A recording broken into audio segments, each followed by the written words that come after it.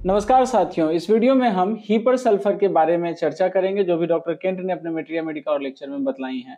Video start करने से पहले आपने अगर चैनल को सब्सक्राइब नहीं किया तो चैनल को सब्सक्राइब कर लीजिए, क्योंकि इस चैनल पर आपको बहुत सारी चीजें होम्योपैथी से जुड़ी हुई इंपॉर्टेंट चीजें मिल जाती हैं, जैसे कि Kent materia Medica easy English language में आपको अवेलेबल है। उसी तरीके से आपको ड्रग्स रिलेशंस जो होते हैं, फार्माकोकिनशिप, आपको होम्योपैथी ड्रग्स के इंटर रिलेशंस, तो वो पूरा प्लेलिस्ट और बहुत सारी चीजें आप जाकर के एक्सप्लोर कीजिए चैनल पे। ज्यादा बोलेंगे तो लंबा हो जाएगा वीडियो, तो वीडियो को करते हैं स्टार्ट। तो सबसे पहले करते हैं डॉक्टर केंट हीपर सल्फर के बारे में कि हीपर का पेशेंट, हीपर यानी कि हीपर सल्फर का पेशेंट बिल्कुल ठंडा रहता है। वो कोल्ड के लिए बहुत सेंसिटिव होता है, कोल्ड के प्रति बहुत सेंसिटिव होता है, और जब ठंडी हवा में होता है तो बहुत ज्यादा कपड़े पहनना चाहता है। उसे सोने के लिए अपना कमरा काफी गर्म चाहिए होता है। गर्म यानी कि इतना गर्म कि एक नॉर्मल इंसान को उतना ज्यादा गर्मी अच्छा नहीं लगेगा, लेकिन वो गर्मी खोजता है। उसे ठंड बिल्कुल बर्दाश्त नहीं होती और उसकी सारी प्रॉब्लम्स ठंड में बढ़ जाती हैं। अगर वो सोते वक्त ठंडा हो जाए तो उसकी प्रॉब्लम शुरू हो जाती है, या अगर वो ठंडी सूखी हवा में बाहर जाए तो प्रॉब्लम्स हो जाती हैं। इन्फ्लेमेशन, रिमेटिक प्रॉब्लम्स, ये सब दिखने लगती हैं। रात को बेड में हाथ या पैर बाहर निकालने से सिम्टम्स आ जाते हैं, मतलब ठंड बिल्कुल भी वो नहीं झेल सकता है। वो बेड में लेटे वक्त अपने गले के आसपास जो कवर्स होते हैं उसको भी बिल्कुल टाइट रखना चाहता है। ये पेशेंट सराउंडिंग्स और पेन के लिए भी काफी ज्यादा ओवर सेंसिटिव होता है। जो चीज एक नॉर्मल इंसान के लिए सिर्फ हल्का दर्द या अनकंफर्टेबल सेंसेशन जैसा होता है, हीपर के लिए वो बहुत बड़ा इंटेंस सफरिंग बन जाता है। अब दर्द अगर हम देखें पेन इसके, तो कहते हैं कि लेकिन हीपर के पेन्स बहुत सीवियर और शार्प हो सकते हैं।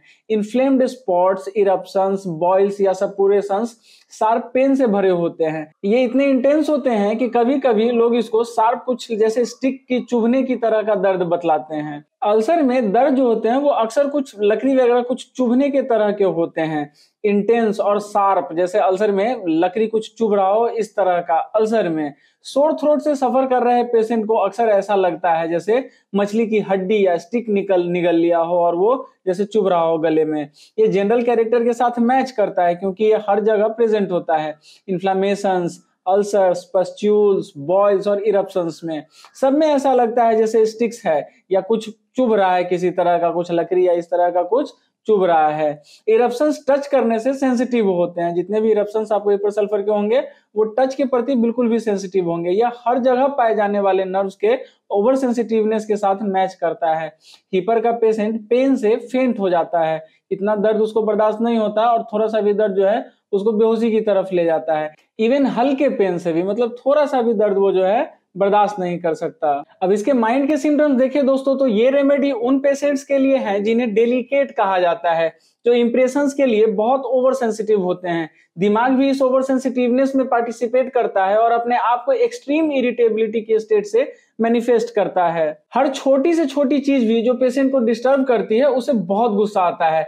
एब्यूजिव हो जाएगा, इंपल्सिव हो जाएगा, इतना इंपल्सिव हो जाएगा कि मतलब उसके पूरे दिमाग पे उसका गुस्सा हावी हो जाता है, और इतना ज्यादा हावी हो जाएगा कि उसका बहुत करीबी, बहुत कोई नजदीकी उसका जो दोस्त है उसको भी मारने का इच्छा करता है, उसको भी मार बैठता है बिना किसी वजह के। इंपल्सेस भी कभी कभी हीपर में आपको लगातार देखने को मिलते हैं। हीपर के केस में एक आदमी को इतना ज्यादा इंपल्स हो सकता है कि वो अपने दोस्त को चाकू तक मार सकता है। एक जैसे हजाम बार्बर जो कहते हैं, तो हजाम के अंदर इतना ज्यादा वो उसके अंदर इंपल्स एक आ सकता है, हो सकता है कि उसके चेयर पे बैठा हुआ जो उसका कस्टमर है वो उसका गला ही रेत दे। माओ को अपने बच्चों को आग में फेंकने तक का इंपल्स आ सकता है। मतलब ये मेंटल स्टेट है इस मेडिसिन का। खुद को आग लगाने का इंपल्स हो सकता है, वायलेंस करने का और डिस्ट्रॉय करने का इंपल्स। ये सिम्टम्स इंसैनिटी तक बढ़ जाते हैं और फिर इंपल्सेस अक्सर कैरी आउट हो जाते हैं। चीजों में आग लगाना एक मेनिया बन जाता है।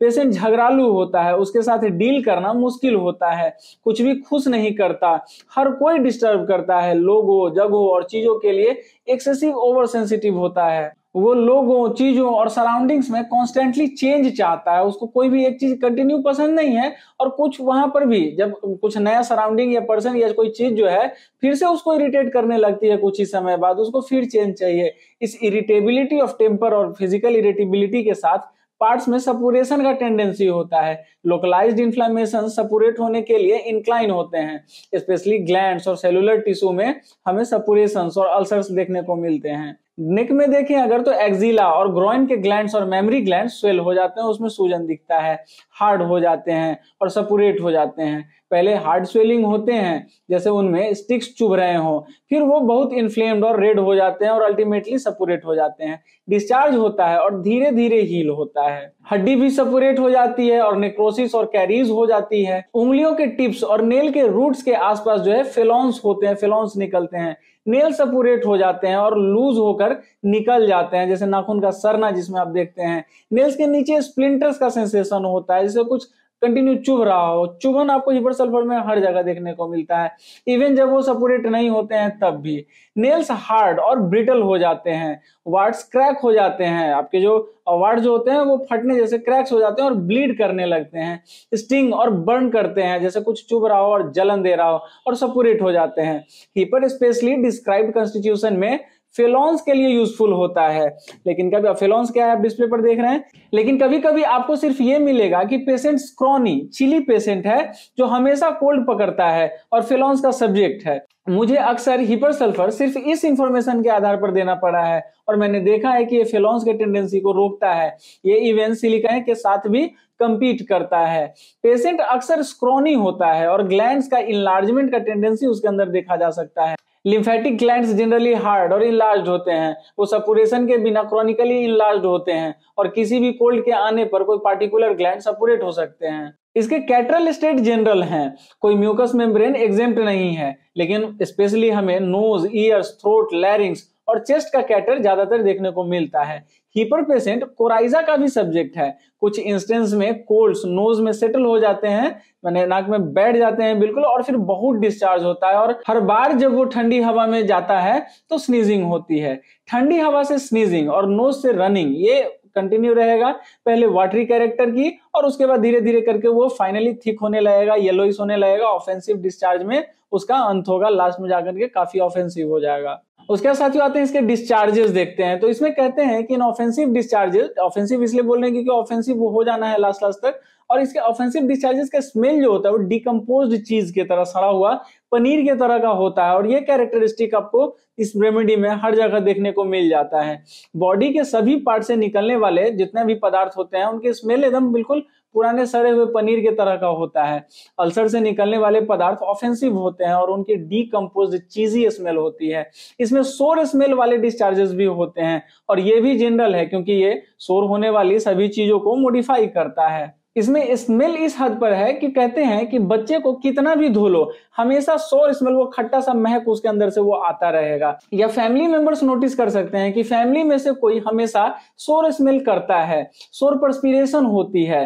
अल्सर से निकलने वाले डिस्चार्जेस सोर होते हैं और म्यूकस मेम्ब्रेन से भी निकलने वाले डिस्चार्जेस सोर होते हैं। नोज से डिस्चार्ज बहुत ज्यादा हो जाता है और पैचेस में अल्सरेशन करता है। थ्रोट और कफ अगर देखे, गला, खांसी वगैरह, तो थ्रोट में कैटरल कंडीशन होती है, पूरा फेरिंग्स कैटरल स्टेट में होता है, बहुत ज्यादा डिस्चार्ज आपको दिखता है। थ्रोट टच करने के लिए बहुत सेंसिटिव होता है, टच के प्रति बिल्कुल सेंसिटिव। स्प्लिंटर, टूटे हुए कुछ टुकड़ा जैसा कुछ चुभ रहा हो, उससे भरा होने की तरह का दर्द होता है, जैसे कुछ बहुत छोटा छोटा टुकड़ा जैसा लकड़ी का कुछ चुभा हुआ है और चुभ रहा है, वो इस तरह का दर्द उसका। निगलने पर, घूंटने पर दर्द होता है। लैरिंग्स भी बात करने पर पेनफुल हो जाता है, जैसे फूड का बोलस लैरिंग्स के पीछे जाता है तो पेनफुल होता है, और हाथ से टच करने पर भी पेनफुल होता है। टच तो बिल्कुल बर्दाश्त ही नहीं है हिपर को। वॉइस लॉस हो जाता है, वॉइस लॉस के लिए हिपर सल्फर एक बहुत अच्छी दवा है, और ये डॉक्टर केंट ने भी बतलाया है और बहुत सारे डॉक्टर्स ने बतलाया। और एडल्ट्स में ड्राई हॉर्स बार्क, एकदम सूखी भरी भौंकने जैसी आवाज हो जाती है, स्पेशली मॉर्निंग और इवनिंग में। हर बार जब वो ड्राई कोल्ड विंड में बाहर जाता है वो होर्स हो जाएगा, ठंड तो वो बर्दाश्त कर नहीं सकता अगर वो हिपर का केस है तो। वॉइस लॉस हो जाता है और कफ होती है। ये ड्राई हॉर्स बार्किंग जैसे कुत्ते के भौंकने की तरह का एक अजीब तरह का खांसी होता है, कुकुर खांसी के तरह का। कोल्ड एयर अंदर लेने से कफ बढ़ जाएगा, और बेड से हाथ बाहर निकालने से लैरिंग्स में पेन या कफ बढ़ जाएगा। मतलब जरा सा भी ठंड वगैरह इधर उधर से कहीं से, मैंने इतना समझिए कि उसको अगर ठंड से बचना तो यहाँ पर पूरा टाइट रखना चाहता हूँ कि इधर से भी कहीं से भी कुछ हवा वगैरह न लग जाए उसको। बेड से हाथ या फिर पैर बाहर निकालने से हीपर की सभी कंप्लेंट्स कि जनरल एग्रावेशन होता है। इवन सोते वक्त एक्सीडेंटली भी हाथ अगर बाहर निकल जाए तो कफ वगैरह शुरू हो जाएगा, स्नीजिंग शुरू हो जाएगा। लैरिंग्स में कैटरल स्टेट होता है, लैरिंग्स में पूरा कैटर जो आपको सर्दी आपको देखने को मिलता है, और ओवर सेंसिटिव बच्चों में ये कैटरल स्टेट क्रूप बन जाता है। क्रूप माने वही काली खांसी। सेंसिटिव बच्चे जो दिन में कोल्ड ड्राई विंड या कोल्ड एयर में एक्सपोज होते हैं, अगले दिन सुबह वायलेंट अटैक ऑफ क्रूप के साथ आते हैं। हीपर का क्रूप खांसी जो होता है वो मॉर्निंग और इवनिंग में वर्स होता है, इवनिंग से मिडनाइट तक। कभी कभी ऐसे केसेस जो पहले एकोनाइट की डिमांड करते हैं हीपर में बदल जाते हैं। एकोनाइट का क्रूप बहुत वायलेंस के साथ आता है, और एकोनाइट में आप जानते हैं कि सडन और वायलेंट ये चीज एकोनाइट में आपको दिखेगा। तो एकोनाइट का जो क्रूप होगा वो एकदम बिल्कुल वायलेंस के साथ आएगा, इवनिंग से लेकर के मिडनाइट से पहले वर्स हो जाता है वो। बच्चा अपनी पहली नींद से हॉर्स बार्किंग क्रूप के साथ उठता है। एकोनाइट की डोज पूरी तरह सफिशिएंट प्रूव हो सकती है, या ये सिर्फ पैलिएटिव हो सकता है, यानी कि कह रहे हैं कि एकोनाइट अगर आप उस कंडीशन में देख तो हो सकता है कि वो पूरी तरीके से सफिशिएंट हो खत्म कर दिया। अगर इस तरीके के वायलेंस के साथ और सडननेस के साथ आ रहा है, इवनिंग में शाम से लेकर के रात तक में वो वर्स होता है, फिर ठीक है, तो उस कंडीशन में हो सकता है कि एकोनाइट कंप्लीट भी कर देवे, या सिर्फ पैलिएटिव मेडिसिन हो, आपको बाद में जाकर के उसको हीपर सल्फर पर लेके जाएगा। कहते हैं कि बच्चा सो जाता है और मॉर्निंग की तरफ या कम से कम मिडनाइट के बाद किसी टाइम दूसरा अटैक हो जाता है, जो दिखता है कि एकोनाइट सफिशिएंट नहीं है। ऐसे केस को हीपर ही कंट्रोल करेगा। उसके बाद कहते हैं जब क्रूप मिडनाइट के बाद आता है और बच्चा डर कर उठता है, सफोकेटिंग होता है, ड्राई हॉर्स और रिंगिंग कफ के साथ बेड में उठता है, जो ड्राई हुप की तरह रिंग करती है, तो स्पोंजिया लगभग हमेशा रेमेडियो होगी। यानी कि यहाँ पर वो स्पोंजिया के बारे में बतला रहे हैं, और अगर स्पोंजिया पैलिएटिव है और सफिशिएंट डीप नहीं है और मॉर्निंग एग्रावेशन है जो दिखता है कि ट्रबल्स वापस आ रही है, तो हीपर फॉलो करता है। एकोनाइट, हीपर और स्पोंजिया एक दूसरे से क्लोजली रिलेटेड हैं, और ये सच में ग्रेट क्रूप रेमेडीज हैं। क्रूप खांसी के लिए, काली खांसी के लिए बहुत अच्छी दवाएं हैं ये। इवनिंग से मिडनाइट तक और कभी कभी पूरी रात तक ड्राई पैरोक्सिस्मल कफ, चोकिंग, गैगिंग और क्रूप के साथ, दिन में कुछ लूज कफिंग, लैरिंग्स में रॉनेस और स्क्रैपिंग, कोल्ड एयर में ये बेड में हाथ या पैर अनकवर करने से वर्स होते हैं। कैटरल स्टेट कभी कभी ट्रेकिया में नीचे होता है, और बहुत कफिंग से ट्रेकिया बहुत शोर हो जाता है। पेशेंट को दिनों और हफ्तों से कफिंग हो रही है और मॉर्निंग और इवनिंग एग्रावेशन है। ओवर सेंसिटिव और चिली पेशेंट में चेस्ट की बहुत सोरनेस के साथ रैटलिंग, बार्किंग कफ आप देख सकते हैं। कफ चोकिंग और गैगिंग के साथ होती है, यहाँ तक कि वोमिटिंग भी। कोल्ड एयर में और बेड से हाथ बाहर निकालने से वर्स होती है। उसे कफ होती है और स्वेट आता है, बहुत ज्यादा पसीना आता है, पूरी रात बहुत स्वेटिंग होती है बिना रिलीफ के पूरी रात स्वेटिंग हीपर की बहुत सी कंप्लेंट्स में होती हैं। उसे आसानी से स्वेट आ जाता है, मतलब आसानी से उसको पसीना आ जाता है, इसलिए कफ के साथ और थोड़े से एक्सर्शन पर भी वो पूरी तरीके से पसीना से भीग जाता है। उसके बाद कान के सिम्टम्स बतला रहे हैं, आपके ईयर्स के सिम्टम्स, तो कहते हैं कि इसमें कान के कैटरल अफेक्शंस होते हैं। मिडिल ईयर में सडन इन्फ्लेमेशन आ जाता है, एब्सेस बन जाता है, कान का ड्रम रप्चर हो जाता है और bloody discharge, sticking, tearing pain, inflamed रहता है कान, ये सारी चीज दिखती है। साथ में पहले कान बंद होने का सेंसेशन होता है, फिर बस्टिंग और प्रेशर कान में होता है, और फिर ड्रम का परफोरेशन होता है, ड्रम का आपके परफोरेशन शुरू हो जाता है। एक इन्फ्लेमेटरी कंडीशन भी होती है जो फीटिड डिस्चार्ज कॉज करती है। ये bloody yellow, purulent discharge, thick cheesy particles के साथ और पुराने चीज की तरह का स्मेल आपको इसमें दिखता है। उसके बाद इसके आंखों के सिम्टम्स अगर हम देखें हीपर के, तो इसके बारे में एक जो बात बतलाते हैं कि हीपर कभी कभी ऑकुलिस्ट के लिए मुश्किल हो जाता है। ऑकुलिस्ट करने का मतलब जो आंखों के जो स्पेशलिस्ट होते हैं, तो कहते हैं कि जब ये इंडिकेटेड होता है, ये आंखों को बहुत जल्दी क्योर करता है, इसलिए ऑकुलिस्ट के पास बहुत ज्यादा लंबा केस नहीं होता और स्पेशलिस्ट के हाथों में वॉशेस की जरूरत खत्म हो जाती है। यानी कि ऑकुलिस्ट जो आंखों की सफाई वगैरह करते हैं और उनका जो सब करके और लंबा अगर केस खींचता तो उसमें जो उनका फीस वगैरह बनता, तो वो सब उनका नहीं होता। ये एक तरह से एक मजाक के तौर पर करे, लेकिन वो एक सेंसिटिवनेस भी बतला रहे हैं कि कितना लाजवाब काम है इसका आंखों पर। आंखों से भी हमें वही ऑफेंसिव थिक पुरुलेंट डिस्चार्ज मिलता है। आंखों का इन्फ्लेमेशन, छोटे अल्सर्स के साथ होना, ये सारी चीज आपको दिखेगी। कॉर्निया के अल्सर्स, ग्रेनुलेशंस, आंखों से ब्लडी ऑफेंसिव डिस्चार्ज, ये सारी चीजें आपको हिपरसल्फर में दिखती हैं। आंखें रेड दिखती हैं, लीड्स इन्फ्लेम्ड हुए रहते हैं, एजेस बाहर की तरफ टर्न होते हैं और लीड्स का मार्जिन अल्सरेटेड हो जाता है। कहते हैं कि सभी तरह के सो कॉल्ड स्क्रैफुलस अफेक्शंस में आई कंडीशंस हीपर से कवर हो सकते हैं जब कॉन्स्टिट्यूशनल स्टेट प्रेजेंट हो। पेशेंट का कॉन्स्टिट्यूशनल स्टेट ही रेमेडी का एकमात्र गाइड है। कई बार आई सिम्टम्स नॉन डिस्क्रिप्ट होते हैं। आपके पास सिर्फ कैटरल डिस्चार्ज के साथ एक इन्फ्लेम्ड आंख होती है और इसके लिए आप बहुत से एंटीसोरिक दे सकते हैं, लेकिन जब आप पेशेंट के स्टेट में जाते हैं और ये जनरल सिम्टम्स पाते हैं तो ये रेमेडी क्योर करेगी। जनरल सिम्टम्स उस रेमेडी को गाइड करेंगे जो आंखों को क्योर करेगी। आप देखेंगे कि आंखों के स्पेशलिस्ट अक्सर लिमिटेड होते हैं जब तक कि उन्हें पेशेंट के काफी सिम्टम्स को सिक्योर करना और सिम्टम्स की टोटलिटी पर रेमेडी सिलेक्ट करना नहीं आता। उसके बाद आते हैं साथियों मूत्राशय यानी कि ब्लैडर पर। तो कहते हैं कि और भी कैटरल कंडीशंस हैं। ब्लैडर का कैटर, यूरिन में पुरुलेंट डिस्चार्जेस और बहुत ज्यादा म्यूकोपुरुलेंट डिपॉजिट्स के साथ आपको यूरिन दिखता है। ब्लैडर के अल्सर्स, ब्लैडर की वॉल्स हार्ड हो जाती हैं, इसलिए उसमें अपने कंटेंट्स को एक्सपेल करने की लगभग कोई पावर नहीं होती, यानी कि पोस्ट वॉइड जो आपका कैपेसिटी है वो आपका थोड़ा सा ज्यादा रह जाएगा, वो जितना निकलना चाहिए वो 20 सीसी से ऊपर हो सकता है।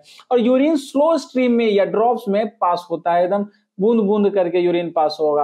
आपके ब्लैडर में उतना पावर ही नहीं कि वो निकाल पा रहा है। या मेल में स्ट्रीम परपेंडिकुलरली नीचे गिरता हुआ आपको दिखेगा। फोर्स के साथ यूरिन एक्सप्लेन करने की कोई एबिलिटी ही नहीं बच जाती। ये पैरेसिस है। ब्लैडर में बर्निंग होती है और फ्रीक्वेंट लगभग कांस्टेंट अर्ज की यूरिनेट होता रहता है। यूरेथ्रा का कैटरल स्टेट भी होता है जो गोनोरिया से रिजेंबल करता है और ये लंबे समय से ग्लीटी डिस्चार्ज वाले चिली पेशेंट्स में बहुत यूजफुल रेमेडी रहा है। व्हाइट चीजी कैरेक्टर का थिक डिस्चार्ज, यूरेथ्रा के अलोंग अल्सर्स और छोटे इन्फ्लेमेटरी स्पॉट्स आपको दिखते हैं। यूरेथ्रा के अलोंग यहाँ वहां स्टिकिंग सेंसेशन होता है और यूरिन पास करते समय यूरेथ्रा में स्प्लिंटर का सेंसेशन होता है। वहीं ऑफेंसिव चीजी स्मेल के साथ बहुत ज्यादा ल्यूकोरिया। उसके बाद सिर्फ इसके ल्यूकोरिया के सिम्टम्स अगर हम देखें तो ल्यूकोरिया इतना ज्यादा होता है कि उसे नैपकिन पहनना पड़ता है। आप सोचिए कितना ज्यादा डिस्चार्ज। और हीपर से क्योर हुई महिलाओं ने मुझे बतलाया है कि नैपकिन इतने ऑफेंसिव होते हैं कि उन्हें तुरंत ले जाकर के धोना पड़ता है, क्योंकि ओडर रूम में फैल जाता है, उसका जो स्मेल होगा पूरे रूम में फैल जाएगा। ये हॉरिबली ऑफेंसिव ओडर जो इतना परमिटिंग होता है अक्सर कालीफॉस से क्योर हो जाता है। इसमें सच में सबसे पेनिट्रेटिंग ओडर्स में से एक है आपका हीपर सल्फर का जो और डिस्चार्ज जो किसी तरह का होता है, उसका जो ऑफेंस होता है वो बहुत ज्यादा भयंकर होता है। इतना कि जब एक महिला इस ल्यूकोरिया से सफर करती है तो उसके रूम में एंटर करते ही ओडर डिटेक्ट किया जा सकता है, आपको स्मेल पता चल जाएगा। उसके बाद डॉक्टर केंट कहते हैं कि हीपर का एक बहुत इंपॉर्टेंट स्फीयर मर्कुरियलाइजेशन के बाद है। आजकल बहुत से ओल्ड लोग स्ट्रीट्स पर चल रहे होते हैं जो कैलोमेल के विक्टिम्स रहते हैं, जिन्हें सेलिवेटेड किया गया है, जिन्होंने रिकरेंट बिलियस स्पेल्स के लिए ब्लू पिल ली है लीवर को टैप करने के लिए, जब तक कि वो फाइनली बोन में फील होने वाली चिलीनेस की स्टेट में नहीं पहुंच जाते हैं। अब साथियों ये चीज आज के जमाने पे तो बहुत ज्यादा अप्लाई नहीं होती, लेकिन उनके समय में मरकरी का बहुत ज्यादा यूज होता था, तो उनके समय पे ये बात उनका बोलना आम बात है और ये बहुत ज्यादा एप्लीकेबल था। उसके बाद कहते हैं कि उन्हें हेड पर बहुत स्वेट आता है, बहुत पसीना आता है, बोन्स में अच्छे होते हैं और कोल्ड के लिए वेदर का हर चेंज और हर कोल्ड डैम्प स्पेल उन्हें अफेक्ट करता है। वो बैरोमीटर्स की तरह होते हैं, मतलब बिल्कुल भी एकदम मौसम के बारे में वो बतलाएंगे कि हीपर उस स्टेट के लिए रेमेडी है, बिल्कुल बैरोमीटर का काम उनका बॉडी करता है हीपर के पेशेंट का। वो आसानी से बोन डिजीज में चले जाते हैं और हमेशा सिवरिंग करते हैं, जबकि उन्हें वार्मथ से एग्रावेशन के पीरियड्स होते हैं। एक जनरल रूल के तौर पर वो चिली सब्जेक्ट्स होते हैं और कोल्ड आसानी से फील करते हैं। मरकरी के मोर एक्यूट एफेक्शंस में बेड की वार्मथ से एग्रावेशन होता है, लेकिन ओल्ड सब्जेक्ट्स जो सालों पहले इससे पॉइजन्ड हुए हैं लगभग ब्लडलेस हो जाते हैं और वो चिली हो जाते हैं। उन्हें अपने आप को वार्म रखने के लिए इनफ क्लॉथिंग नहीं मिलती, वो विदर्ड और श्रिवल्ड हो जाते हैं और जॉइंट्स के आसपास रियूमेटिक अफेक्शंस होते हैं। तब हीपर के सिम्टम्स एग्री करते हैं और ये मर्कुरियलाइजेशन की उस स्टेट के लिए एक वैल्यूएबल एंटीडोट बन जाते हैं। हिपरपोटेंटाइज्ड मरकरी का कॉम्प्लीमेंट और एंटीडोट भी है। जब मर्कसोल एडमिनिस्टर किया गया है और क्यूरेटिव रेमेडी के तौर पर वो सब कुछ कर चुका है जो वो कर सकता था, या जब ये इंपॉर्टेंटली एक्ट किया है और केस को कुछ हद तक मिक्सड कर दिया है और नेचुरल कॉम्प्लीमेंट या एंटीडोट के साथ फॉलो करना और दूसरी सीरीज के लिए प्रिपेयर करना जरूरी है, तो हीपर को मर्कसोल के नेचुरल फॉलोअर्स में से एक के तौर पर सोचना चाहिए। ये वेल नोन है कि मर्कसोल के लिए साइलेसिया फॉलोवेल का काम नहीं करती है, साइलेसिया यूजफुल वर्क नहीं करता है जब मर्कसोल अभी एक्ट कर ही रहा हो या फिर कर चुका हो। और साथियों, ये जितने भी फॉलोज वेल हैं और फॉलोड वेल बाई है, एंटीडोट है, ये सारी चीज आपको पूरा का पूरा प्ले लिस्ट है इस चैनल पर, जिसमें कि inter relations of drugs, homeopathic drugs करके आपको पूरा प्ले लिस्ट है। उसमें हर दवा का अपना अपना क्या मतलब, एक जैसे एकोनाइट है तो उसका एंटीडोट कौन होगा, कॉम्प्लीमेंट्री कौन होगा, compatible, incompatible, duration of action, doses, follows well, followed well by, antidote, antidoted by, ये सारी चीज उसमें टोटल दिया हुआ है। तो आप वहां पर जाए, और शॉर्ट्स में बिल्कुल शॉर्ट में बतलाया गया, टाइम टेकिंग नहीं है, आपको समय बिल्कुल भी नहीं खाएगा। तो वहां पर जाकर के आप उसको चेकआउट कर सकते हैं। चैनल को सब्सक्राइब करना मत भूलिएगा। और बहुत सारा एफर्ट हम डाल रहे हैं, बहुत अलग अलग तरह की चीजें आपको होम्योपैथी से जुड़ी है, जो आपके प्रैक्टिस लाइफ में काम देना है, जिसको उस तरह की चीजें ही मेरा फोकस रहता है कि मैं चैनल पर लाऊं, तो आपको इसका इस्तेमाल करना चाहिए। उसके बाद आगे बढ़ते हैं साथियों। तो डॉक्टर केंट कहते हैं कि ये वो टाइम है जब हीपर एक इंटरकरेंट रेमेडी बन जाता है। साइलेसिया हीपर के बाद वेल फॉलो करता है और हीपर मर्क के बाद वेल फॉलो करता है, और इस तरह उस सीरीज में एक इंटरकरेंट बन जाता है। ओल्ड सिफिलिटिक केसेस में जब सिम्टम्स एग्री करते हैं तो हीपर एक बहुत फुल और कंप्लीट रेमेडी है। ये सिफिलिस के मेजोरिटी को सिम्टम्स से कॉरेस्पॉन्ड करता है, और इंडिकेटेड होने के लिए इसे सिर्फ इंडिविजुअल पेशेंट्स के सिम्टम्स से कॉरेस्पॉन्ड करने की जरूरत होती है जब वो सिफिलिटिक होता है। इस तरह ओल्ड केसेस में जिन्हें मर्क्यूरियलाइज्ड किया गया है, जिनके सिम्टम्स सप्रेस कर दिए गए हैं, जिसकी वजह से डिजीज लेटेंट है और किसी भी टाइम क्रॉप आउट होने के लिए रेडी है, हीपर अंदर आएगा और सिफिलिस और मरकरी पर एक डिसाइडेड इफेक्ट डालेगा। ये मैटर्स को स्ट्रेट कर देगा, जो कॉम्प्लिकेशन जो है उसको स्ट्रेट कर देगा, और एक डेवलपमेंट कॉज करेगा जो क्लियर प्रिस्क्राइबिंग की तरफ आपको ले जाता है। सिफिलिस और मरकरी के इस रिलेशनशिप में hepar, staff, एसाफोटिडा, nitric acid, Silesia, ये सारी जो दवाएं हैं, इन सब क्लोजली अलाइड दवाएं हैं। स्पेशली हीपर उन सिफिलिस के केसेस में रेमेडी है जहां मरकरी की ग्रेट क्वांटिटीज ली गई हैं, बहुत ज्यादा मरकरी का सेवन हुआ है, जब तक कि वो, और हाँ, मरकरी का मतलब मर्कसोल मत समझ लीजिएगा, मरकरी जो रॉ फॉर्म है। और उस जमाने में डॉक्टर केंट हमेशा मरकरी के बारे में इसलिए बोलते हैं क्योंकि उनके समय में इलाज में बहुत ज्यादा, जो भी आप आइसोपैथी और जो भी कहते हैं, तो उसमें बहुत ज्यादा एलोपैथी में जो है उस जमाने में मरकरी का इस्तेमाल होता था बहुत सारी चीजों को इलाज करने के लिए। तो उसमें पॉइजनिंग उस समय बहुत ज्यादा होता था, और उसके लिए वो मरकरी के बारे में हमेशा अपने चैप्टर्स में बोलते हैं। उसके बाद कहते हैं कि स्पेशली हीपर उन सिफिलिस के केसेस में रेमेडी है जहां मरकरी की ग्रेट क्वांटिटीज ली गई हैं, जब तक कि वो डिजीज के सिम्टम्स को सप्रेस करने में कैपेबल नहीं रहता है। ओल्ड केसेस में जब सिफिलिटिक मियाज्म नोज की बोन्स पर अटैक करता है और वो सिंक हो जाता है या एक ग्रेट अल्सरेशन होता है, वो केसेस जो आप कभी कभी स्ट्रीट पर चलते हुए देखते हैं, नोज पर या नेजल कैविटी में निचले लीड करने वाले ओपनिंग पर एक बड़ा पैच के साथ आपको दिखता है। उसके बाद इसके नाक के सिम्टम्स बतला रहे हैं कि जब नेजल बोन्स के रीजन में सीवियर पेन होता है, नोज का ब्रिज इतना सेंसिटिव होता है कि उसे टच नहीं किया जा सकता, और नोज के रूट में सेंसेशन होता है जैसे एक स्प्लिंटर स्टक हो रहा हो, कुछ लकड़ी का कुछ टुकड़ा वगैरह कुछ फंस रहा हो। तो नोज से ऑफेंसिव डिस्चार्ज के लिए ओल्ड केस में फोर्टिड पोएजिना के लिए, जो मर्क्यूरियलाइज्ड हो चुका है, जो अपनी बोन्स में भी चिली है, हीपर के बारे में सोच सकते हैं आप। इसने ऐसा बहुत से केसेस क्योर किए हैं, इसने अल्सर्स हील किए हैं, इसने कैटरल स्टेट क्योर किया है, और इसने डिजीज्ड बोन के पोर्शंस के हीलिंग को हैसन किया है, सपुरेशन को हैसन करके और पेशेंट को एक ओल्डरली स्टेट में रिटर्न किया है। उसके थ्रोट के बारे में बतला रहे हैं कि जब हम सिफिलिटिक अफेक्शंस में जाते हैं जो थ्रोट में लीड करते हैं, हमें सॉफ्ट पैलेट की अल्सर्स मिलते हैं जो उवुला को खा जाते हैं, छोटे अल्सर्स जो फाइनली यूनाइट हो जाते हैं और सॉफ्ट पैलेट को डिस्ट्रॉय कर देते हैं, और फिर माउथ के रूफ के ऑसियस पोर्शन पर वर्क करना शुरू कर देते हैं।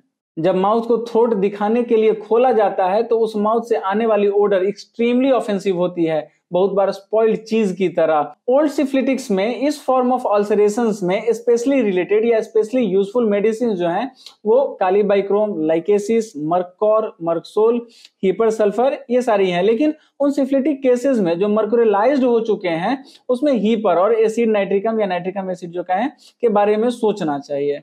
नाइट्रिक एसिड हीपर से बहुत क्लोजली रिलेटेड है, ये भी उतना ही चिली है। इसमें थ्रोट और इन्फ्लेम्ड पार्ट्स में स्टिक्स का सेंसेशन होता है। इसमें थ्रोट में, टॉन्सिल्स पर और लैरिंग्स में फाइन अल्सर्स होते हैं। नाइट्रिक एसिड हीपर से कंपीट करता है। अब दोनों के बारे में एक साथ सोचते हैं। दोनों में थ्रोट में फिश बोन या स्टिक जैसा कुछ अटकने जैसा सेंसेशन होता है। लैरिंग्स के कार्टिलेजेस सिफिलिटिक एफेक्शंस और ओल्ड मर्कोरियल एफेक्शंस में अटैक हो जाते हैं।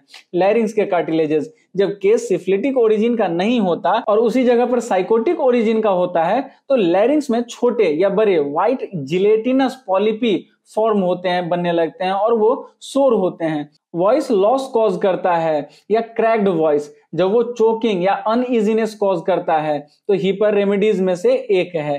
Hepar, Calcarea, argentum nitricum, nitric acid और कभी कभी थूजा ऐसी कंडीशंस में रिलेटेड रेमेडीज हो सकते हैं। उसके बाद इसके जननांग देखे, जेनेटल्स, तो कहते हैं कि फिर से अर्लियर सिफिलिटिक मैनिफेस्टेशन में चैंकर में स्टिक फील होता है, चैंकर में भी उसको स्टिक फील होता है। फिर एक बूबो का फॉर्मेशन होता है जो या तो नॉन सपोरेटिव या फिर सपोरेटिंग ग्लैंड हो सकता है। चैंकर या पेनिस पर एक हार्मलेस अल्सर के साथ एसोसिएटेड। ये कंडीशन अक्सर हीपर के लिए इंडिकेशन होते हैं जब कॉन्स्टिट्यूशनल स्टेट प्रेजेंट होता है। हीपर में साइकोटिक वर्ड्स भी होते हैं। ये ओल्ड केसेस ऑफ ग्लीट में यूजफुल होता है, जब यूरेथ्रा में स्प्लिंटर का सेंसेशन होता है तब भी। इन्फ्लेमेशन के दौरान स्ट्रिक्चर्स और कंस्ट्रिक्शंस में अल्सरेटेड होने का टेंडेंसी होता है और इसके साथ स्टिक का सेंसेशन फील होता है। अर्जेंटम नाइट्रिकम, नाइट्रिक एसिड और हीपर इस तरह के इन्फ्लेमेशन के लिए क्लोज रन करते हैं और इन्फ्लेमेटरी स्ट्रक्चर को क्योर करेंगे उसके कंप्लीट और परमानेंट फाइब्रिनस स्ट्रक्चर बनने से पहले। ये बहुत रेयरली होता है कि आप अपनी मेडिसिन से परमानेंसी लेने के बाद, बहुत साल पुराने होने के बाद स्ट्रक्चर क्योर कर पाएंगे, लेकिन जब तक इन्फ्लेमेशन चलता रहता है तब तक होप होती है। मुझे एक बहुत ओल्ड वन याद है, बहुत पुराना केस जो सीपिया से क्योर हुआ था। मुझे पहले इसकी प्रेजेंस का पता नहीं था, लेकिन केस के सिम्टम्स और सीपिया प्रिस्क्राइब किया और पेशेंट यूरेथ्रा में बहुत सफरिंग के साथ वापस आया और फिर मुझसे कन्फेस किया कि उसे गोनोरिया हुआ था और वो सालों से स्ट्रक्चर से ट्रबल्ड था। वो इन्फ्लेमेशन फिर से अराउज्ड हुआ है और इसके कोर्स रन करने के बाद इसने सच में पैसेज क्लियर छोड़ दिया और स्ट्रक्चर से कभी कोई ट्रबल नहीं हुई। वो बहुत अनयूजुअल रिजल्ट था। मैंने बहुत बार पेशेंट के लिए वही चीज करने का अटमोस्ट एंडिएवर्स के साथ प्रिस्क्राइब किया है और पेशेंट को दूसरे रेस्पेक्ट में क्योर किया है, लेकिन स्ट्रक्चर रिमेन करता था। तो याद रखो कि हीपर में fig warts, chronic psychotic discharges या chronic gonorrhoea, offensive cheesy discharges, urethra में स्टिक्स का सेंसेशन, इन्फ्लेमेटरी स्ट्रक्चर होना जो यूरिन पास करने में डिफिकल्टी के साथ एसोसिएटेड होगा, इस हद तक की ब्लैडर में वीकनेस होती है और यूरिन परपेंडिकुलरली गिरता है, यानी कि जैसे चू रहा हो परपेंडिकुलर, उस तरीका से वो सीधा गिरता है। उसके बाद बतला रहे हैं इसके सपुरेशन, यानी कि पस बनना जिसको हम कहते हैं सपुरेशन, उसके बारे में, क्योंकि हीपर में सपुरेशन काफी है, पस बनना इसमें एक्सेसिव है। तो कहते हैं कि हीपर ने फॉरेन बॉडीज के आसपास सपुरेशन स्टैब्लिश करने की अपनी एबिलिटी में एक वैल्यूएबल पर्पस आपको सर्व किया है। फॉर एग्जांपल, एक फॉरेन बॉडी स्किन के नीचे है या कहीं अननोन जगह पर है, शायद ये प्रोजेक्टाइल का टिप एंड या प्रोजेक्टाइल के खुद निकल जाने के बाद या नेल के नीचे एक स्प्लिंटर सपुरेशन फॉर्म कर रहा है। ये इतना छोटा है कि हार्डली ऑब्जर्व किया जाता है और अक्सर ये सपोज किया जाता है कि स्प्लिंटर पूरी तरह से रिमूव हो गया है, लेकिन एक इन्फ्लेमेटरी कंडीशन शुरू हो जाती है। हीपर अगर पेशेंट के जनरल सिम्टम से इंडिकेटेड है तो सपुरेशन को हैसन करता है और फिंगर को हील करता है, क्योंकि इसमें ऐसे सभी चीजें हैं। सिलिका एक और रेमेडी है जो इन्फ्लेमेशन और सपुरेशन स्टैब्लिश करने और छोटे फॉरेन बॉडीज को रिमूव करने में कैपेबल है, जिन्हें लोकेट नहीं किया जा सकता है। ऑफ कोर्स ये समझा जाता है कि अगर फिजिशियन को स्प्लिंटर का लोकेशन पता है तो वो उसे रिमूव करने के लिए नेसेसरी स्टेप्स लेगा और रेमेडी के एक्शन का वेट नहीं करेगा, लेकिन कभी कभी एक नीडल पॉइंट सीम स्ट्रेस की फिंगर की बोन के अगेंस्ट ब्रेक हो जाता है। ये नीडल के छोटे पोर्शंस एग्जिस्ट कर सकते हैं जहां उन्हें इमेंस अमाउंट ऑफ स्लाइसिंग के बिना नहीं पाया जा सकता है, जिसे पेशेंट रिफ्यूज करता है, वो ऐसा करना नहीं चाहेगा। उस समय में ऐसा होता होगा, हीपर या सिलिका उसे रिमूव कर देगा, एक छोटा एब्सेस फॉर्म होगा और छोटा माइट डिस्चार्ज हो जाएगा और वो प्यार से निकल जाएगा। ये जानते हुए कि इन दो रेमेडीज में जहां भी फॉरेन बॉडीज होते हैं वहां सपोरेशन एस्टेब्लिश करने की टेंडेंसी होती है।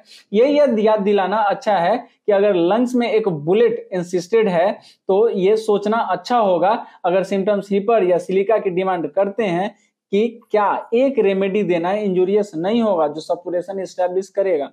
हो सकता है कि बुलेट एक वाइटल प्लेस में आर्टरीज के नेटवर्क में कहीं भी रेस्ट कर रहा है और इस वाइटल रीजन में सपुरेशन एस्टेब्लिश करना अच्छा नहीं होगा। अब अमेरिका में गन कल्चर पुराना है तो उस समय में भी ये सब समस्या था वहां पर, तो इस सब पर भी चर्चा करना पड़ता है डॉक्टर केंट को। तो आगे कहते हैं कि ट्यूबरकुलर कैरेक्टर के डिपोजिट्स अक्सर ऐसे प्लेस में लोकेटेड होते हैं जिन्हें आसानी से सपोरेट किया जा सकता है और उन पर रेमेडी का एक्शन फॉरेन बॉडी के सेम होगा। इसलिए हीपर अपने एडमिनिस्ट्रेशन के बाद अक्सर पूरी इकोनॉमी में बॉयल्स का क्रॉप एबॉलिश कर देगा, क्योंकि स्किन में सिबेसियस मैटर के छोटे एक्युमुलेशंस होते हैं और ये सपुरेट हो जाएंगे।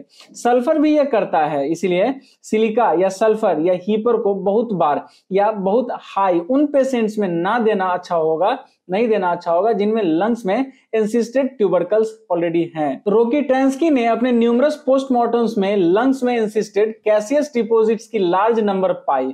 उन केसेस में जो लाइव रहे और इन ट्रबल से आउटग्रो कर गए, वो इंसिस्टेड हो गए थे और इसीलिए परफेक्टली सेफ थे और पेशेंट किसी और चीज से मरा था। रोकी टेंस्की आपको अगर नहीं पता हो तो बता दो साथियों कि केंट के समय के 1900 के ही समय के लगभग वो बहुत बड़े कहिए कि ऑस्ट्रियन एक पैथोलॉजिस्ट थे। ऐसे में अब आगे कहते हैं कि ऐसे में उन मेडिसिन को एडमिनिस्टर करना डेंजरस हो सकता है जिनमें सपुरेशन कॉज करने का टेंडेंसी होता है और आपको उन्हें यूज करने में कम से कम कॉशियसली प्रोसीड करना चाहिए। बहुत से केसेस देखने के बाद आप पाएंगे कि आपने उनमें से कुछ को मार दिया है। अगर हमारी मेडिसिन लोगों को मारने के लिए पावरफुल नहीं होती तो वो सिक लोगों को क्योर करने के लिए पावरफुल नहीं होती। ये आपके लिए रियलाइज करना अच्छा है कि आप हाई पोटेंसीज के साथ डील करते समय रेजर्स के साथ डील कर रहे हैं। मैं हाई पोटेंसीज के इग्नोरेंट प्रिस्क्राइबर के हाथों में होने से ज्यादा एक डजन निग्रोज के हाथों रेजर से स्लैशिंग करते हुए एक रूम में होना प्रिफर करूंगा। वो ट्रेमेंडस हार्म के साथ साथ ट्रेमेंडस गुड्स के मीन्स हैं। अब ये एक आश्चर्यजनक बात है कि डॉक्टर केंट हाई पोटेंसी के प्रति कितने सेंसिटिव हैं, ये इस चीज में देखने को मिलता है, मालूम पड़ता है। हालांकि अब इस बात को कैसे ही कहें, क्योंकि बहुत सारे डॉक्टर्स हैं वो हाई पोटेंसी के लिए भी ये कहते हैं, लेकिन ज्यादातर आपको बड़े बड़े जो होम्योपैथी डॉक्टर्स मिलेंगे, जो भी पुराने जो विख्यात डॉक्टर्स हैं, उन्होंने सबने लगभग हाई पोटेंसी का इस्तेमाल ध्यान से करने का सलाह दिया है, इसलिए सारे लोगों को ध्यान देना चाहिए। तो आगे कहते हैं कि हीपर के कॉन्ट्रास्ट में, ऑल्दो हीपर कैलकेरिया का एक फॉर्म है, कैलकेरिया कार में टीयरिंग डाउन नेचर नहीं है। ये फॉरेन बॉडीज के आसपास इन्फ्लेमेशन एस्टैब्लिश नहीं करता है और उन्हें सपुरेट करने की टेंडेंसी नहीं रखता है, बल्कि फ्लेश में बुलेट्स और दूसरे फॉरेन सब्सटेंस के आसपास एक फाइब्रस डिपॉजिट कॉज करता है। ये ट्यूबरकुलस डिपॉजिट को हार्ड और कॉन्ट्रैक्ट और इंसिस्टेड होने का कॉज करता है। बहुत से एक्सीलेंट होम्योपैथिक फिजिशियंस ने मुझसे कहा है, मैं फिजिकल केसेस में सल्फर के डेंजर के बारे में आपके साथ एग्री नहीं करता हूं। मैंने सल्फर से थाइसिस के केसेस क्योर किए हैं, मैंने भी उनमें से बहुत से क्योर किया है, लेकिन मैंने क्यूरेबल केसेस का रेफर नहीं किया, बल्कि उन केसेस का रेफर किया जो वेल डेवलप्ड हैं और गेव सिम्टम्स हैं। केस में सभी एलिमेंट्स को जानना अच्छा है। फिर अगर आपने एक रेमेडी एडमिनिस्टर किया है और अपने पेशेंट को मार दिया है तो आप कम से कम जानते हैं कि आपने क्या किया है। अगर आपने अपने पेशेंट को मार दिया है तो ये जानना अच्छा है कि आपने क्या किया है, इससे ज्यादा कि आप इग्नोरेंट रहें और उसी तरह से और कुछ को मारते जाएं। तो इस तरीके से हीपर सल्फर में बहुत डीप जाते हुए डॉक्टर केंट बहुत कुछ बोले हैं, लीक से हट करके भी बहुत बोले हैं। तो ये सारी जानकारी थी जो डॉक्टर केंट ने अपने मेटेरिया मेडिका और लेक्चर में हीपर सल्फर के बारे में दी है। जानकारी अच्छी लगी साथियों तो वीडियो को लाइक कीजिए, कुछ पूछने बतलाने जैसा लगे तो कमेंट कीजिए। कुछ लोग कमेंट में मेडिसिन वगैरह पूछते हैं, तो साथियों बतला दो कि मेडिसिन के बारे में अगर कमेंट में आप पूछेंगे तो वहां पे आपको बस जानकारी मिलेगी अपॉइंटमेंट के बारे में, और अपॉइंटमेंट के बारे में जानकारी ये है कि फर्स्ट अपॉइंटमेंट आपको फ्री मिल सकता है मुझसे किसी भी तरह के मेडिसिन के बारे में चर्चा करने के लिए, और डिजीज के बारे में चर्चा करने के लिए आप मुझसे ट्रीटमेंट चाहते हैं किसी पॉइंट पे, किसी कंडीशन, किसी इशू में, तो उसके लिए भी फर्स्ट अपॉइंटमेंट आपको फ्री मिल जाएगा। जब आप मेंबरशिप ज्वाइन करके और वीडियो में कमेंट करते हैं तो मेरे पास जानकारी आ जाएगी कि इस तरीके से कमेंट हुआ है आपका, तो वहां से आपको अपॉइंटमेंट मिल जाएगा। और फॉलो अप्स आपको 1 महीने के लिए तो मैसेज के थ्रू फ्री ही होते हैं, और मंथ में एक बार आपको जो है आप चाहें तो कंसल्टेशन ले सकते हैं मंथली, और उसमें आपको 500 रुपीज नेक्स्ट मंथ से सेकेंड फॉलो अप से आपको चार्जेस लगते हैं। तो इस तरीके से अपॉइंटमेंट आपको मिलते हैं। बाकी चैनल को सब्सक्राइब कीजिए साथियों, क्योंकि होम्योपैथी से जुड़ा हुआ इंपॉर्टेंट, बहुत इंपॉर्टेंट कोर इन्फॉर्मेशन जो है मेरा प्रयास है कि मैं लाकर आपके पास रखूं, और उसमें ज्यादा से ज्यादा मेहनत कब हम करेंगे, जब आप लोग सब्सक्राइब करेंगे। तो सब्सक्राइब कीजिए, इसमें और डीप जाना है, इसमें और ज्यादा मेहनत करना है। तो इसी के साथ साथियों वीडियो करते हैं समाप्त, मिलते हैं अगली वीडियो में, तब तक के लिए धन्यवाद।